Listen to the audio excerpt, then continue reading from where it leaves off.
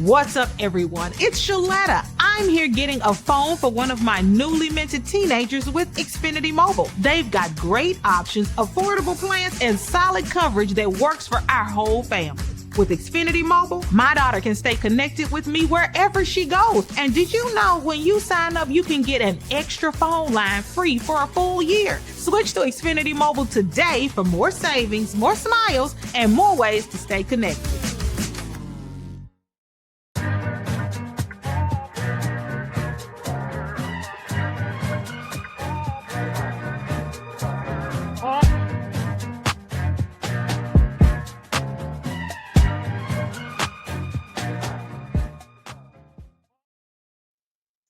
Hey everyone, and welcome back to another episode of the Financially Fit Podcast. I am your host, Andre Creighton.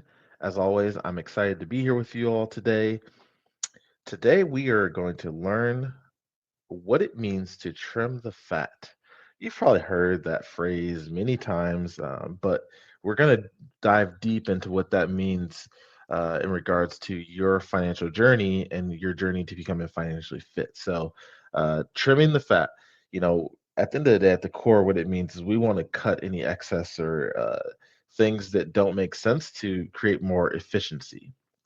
So today, we are going to be trimming the fat with our spring cleaning ideas for your financially fit journey.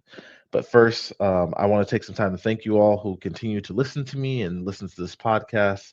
I don't give financial advice. I'm not a financial advisor, but I am a CFO, and I do spend a lot of my day helping businesses from all realms of industries on their journey of making sure that their companies are evaluating the financial health of their companies and trying to improve the financial health of those companies. So, in doing so, there's a lot of things that I do from a strategy standpoint with my finances to help set not only myself and my wife, but also our kids up for success as we continue on our path on our journey. And it doesn't always look perfect. It ebbs and flows. There's months where we're doing really well, and you know, and then there's months that are tough, right? Where there's uncertain things that come up that are unusual and frequent, and we have to be prepared to tackle those things. So the more that we can be prepared, the more that we can be proactive instead of reactive, the better that we can be. So let's hop in. The first thing that I always like to do is we want to conduct a financial inventory. So you think about a company, maybe it's a manufacturing company and maybe they sell widgets, right? They are constantly probably have a system that does this now with all the automation and tech and AI and all of that now. But at one point, there were people that were physically counting inventory on a day-to-day basis. They were hand counting that. So they go through the factory, they would count in, okay, this inventory came in first, this inventory came in last, and then whether they were on whatever inventory method it might have been, whether it's FIFO or LIFO, they are dispersing that through their supply chain. So purchasing more, hits the shelf, you stock it, goes out to the customer that purchased it, and then it's just a revolving wheel, right? The same is true with our financial plan. It is we need to be able to conduct financial inventory on what we have. So we want to review all accounts. We want to review our checking. We want to review our savings. We want to review our credit cards, our loans, and even our subscriptions. The things that we use, whether that's like the Calm app or Netflix or Hulu or whatever it may be. We want to be able to do a financial inventory on all the accounts that affect our cash. Okay. So you can print that out. You can do it digitally. I would say start with the last 2 to 3 months of bank and credit card statements. That's a really good starting point. And just look through and see, where are you spending your money? Where is the money going? Okay. I want you to highlight any recurring charges and expenses, and that you've stopped noticing. So maybe there's subscriptions and we all have them, right? That we started. Maybe it started as like a trial. Hey, get a 14-day trial, and if you cancel by this day, you won't be charged, right? But oftentimes, what that happens is we forget, um, and a lot of these companies they're hoping that you forget, So it's we need to do a financial inventory. I want you to highlight any of the recurring charges that you may have forgotten about. Okay.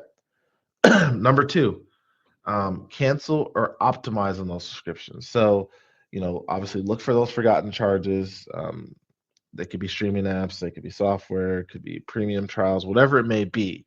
There also are tools out here that can help you with that. So think of True Bill, Rocket Money is another one, Trim is another one, or you can just do simply a manual audit. I personally like to do a manual audit, but there are subscription services out there that can help you manage what subscriptions you have and help you cancel them. So, a tip that kind of a rule of thumb that we use in my household is if you wouldn't pay double for it, you should cancel it. So you I think, if you would pay double for that subscription, that means that it's something that you consciously bought and you care about, and it serves your family in some sort of way.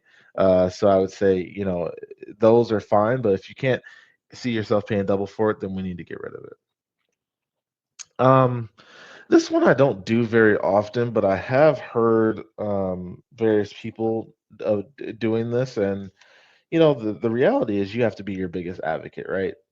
If you're not advocating for yourself, if you're not asking the question, then the answer is always no, right? Was something I was always told. So you can try to renegotiate bills, right? Call your internet, call your cable, call your phone provider. Ask for a loyalty discount. Maybe you've been with Verizon for 20 years, right? Or 30 years, whatever it may be. Ask for a loyalty discount. What are they going to do? What are they doing to keep your business other than just upgrading you to a new phone every year? Um, I think that it is underrated the amount of companies that will provide loyalty discounts for those that have been around for a long time, right? Because they can show on their end, they're tracking their churn, and how many customers are leaving. That is such an important metric to them that and they're also looking at how long they've been able to keep their customer base. So right, so think of it in this way, right? I think we talked about this a while back with our credit card, in one of our credit card seminars, but one of the metrics for calculating your credit score is the length of your credit history, right? Um, and that constitutes a small percentage of your overall credit score. So the moment that you add another credit card, obviously your account history drops because you're adding a new card that doesn't have the length of time that maybe some of your others have had. So it's a law of averages, right? Well, the same holds true for a lot of these companies. Is they want to have a customer, they want to increase their customer base, the new customers, but they also want to retain their older customers because they're averaging out what is the lifetime value of a customer. They want to know how much money can I make off of a customer over a lifespan, or over the lifespan of that subscription. So it's I think that we have a lot more power in renegotiating bills and things, when it comes to those ancillary things like internet, cable, phone, than we think about. Another thing is shop your car and home insurance rates annually. This is something I'm doing right now. I love my insurance, and the person who insures us for our house and our auto. They're a friend of mine. However, the reality is that, um, though he's a friend of mine, he should be working to keep my business, which he does, but he should be working to find more discounts, and how can he stay competitive in the marketplace. And sometimes, you just can't, right? If you work for a company, you just can't stay competitive because the company has their theories and the way that they like to go to market, right? Or play in the marketplace. So I like right now I'm shopping my car and my car and my home insurance to see like what rates are out there and how can I get a better rate? How can I because that's the goal is I want to continue to increase my residual income because that's money that can go into investment, that can go into savings, that can go into um, helping invest for my son's college fund, whatever it may be. Maybe it's a trip, who knows, right? Um, but it's important. So set up a automatic, I think also just setting up auto reminders on a yearly basis to do these things, to ask of what loyalty plans they're having, and then also make sure that you shop those car and auto and home insurance um, plans. So the fourth thing is automate savings from the found money. So whatever money you find, whatever money is being saved, um, we want to automate that money into a savings, or maybe we want to automate that money into paying snowballing into some credit card debt. Either way, the money that we save, we don't want to just consume that money now and take that money and start spending it.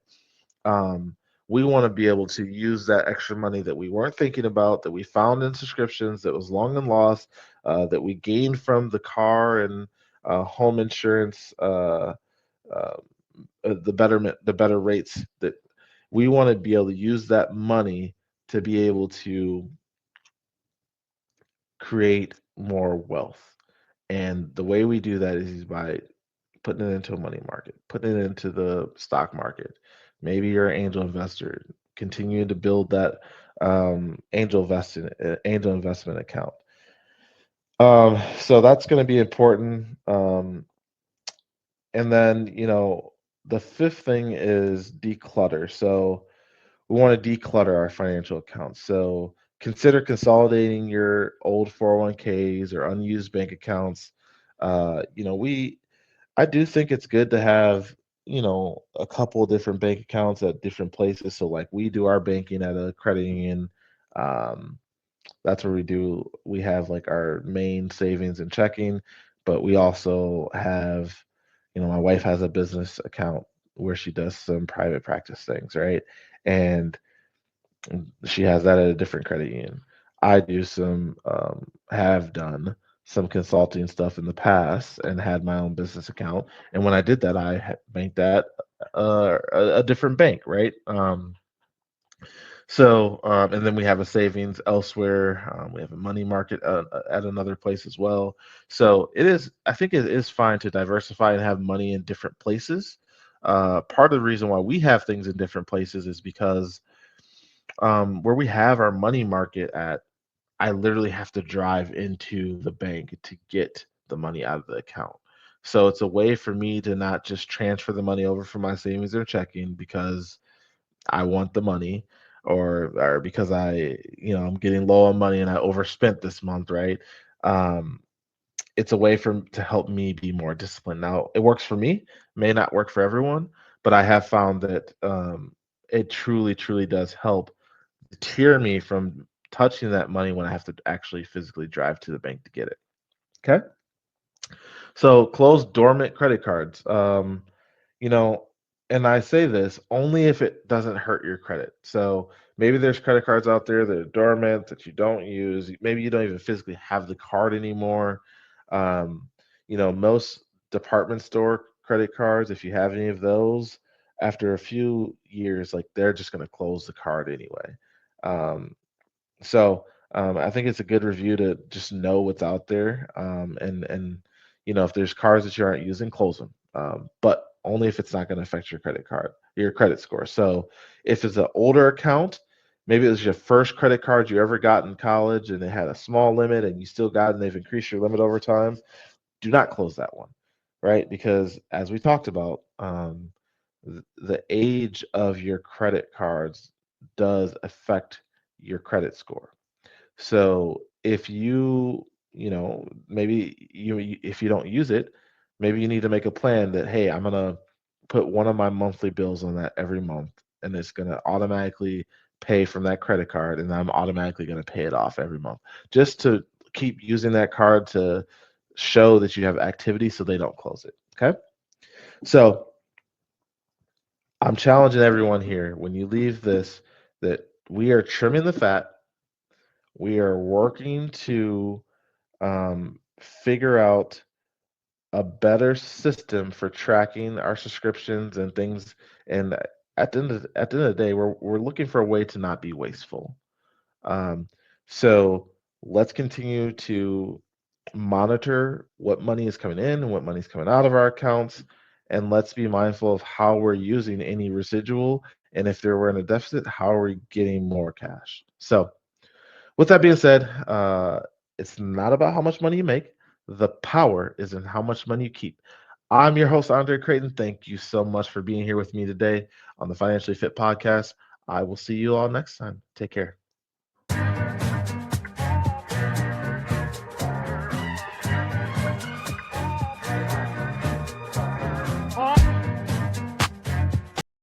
You know Sheletta makes you laugh, but did you know Sheletta Brundidge can also make you think and boost your business? Media personality, activist, and comedian Sheletta Brundidge founded Sheletta Makes Me Laugh to celebrate and share the best of Black culture. It's a podcasting platform. You can download 10 weekly podcasts hosted by African-American subject experts at ShelettaMakesMeLaugh.com or wherever you find your favorite podcasts. ShelettaMakesMeLaugh.com is also a production house, creating broadcast-quality commercial content. And Sheletta and her team of storytellers create powerful promotional campaigns to get businesses the brand awareness they're looking for. Some of Minnesota's top businesses trust Sheletta, and you can too. Get out the word about your events and products and get in front of communities of color with ShelettaMakesMeLaugh.com. She's got the power to help your business. When I was introduced to Bremer, I really appreciated it. It was more of a relationship.